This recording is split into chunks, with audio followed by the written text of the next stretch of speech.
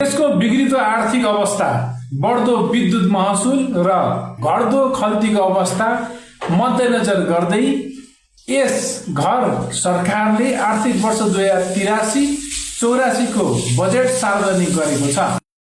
घरमा सञ्चालन हुँदै आएको वाइफाई सेवा तत्काल प्रभावबाट कटौती गरिएको छ। देशभर रिल, स्ट्याटस र भिडियो हेरेर डाटा सक्ने गतिविधिबाट पूर्ण नियन्त्रण गरिनेछ। इन्डक्सन चुलो पनि अर्को सूचना जारी नभएसम्म बन्द रहनेछ।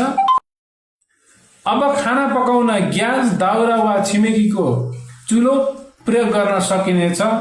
धन्यवाद। यो त जनविरोधी बजेट भयो।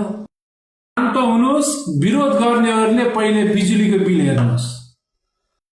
वाइफाई बन्द गर्ने निर्णय तुरुन्तै फिर्ता गरियोस्। राज्यको ढुकुटी खाली छ तर टिकटक भने भरि गराउँछ। सञ्चालन भएन भने हामी भोलिदेखि हडताल गर्नेछौँ। हडताल गर्नभन्दा अगाडि मोबाइलमा भएको डाटा जोगाएर राखौँ है हामीले। ठिक भन्नुभयो। घरको बजेट आयो, वाइफाई गयो, इन्डक्सन रोकियो, आन्दोलन चर्कियो। आन्दोलन चर्कियो।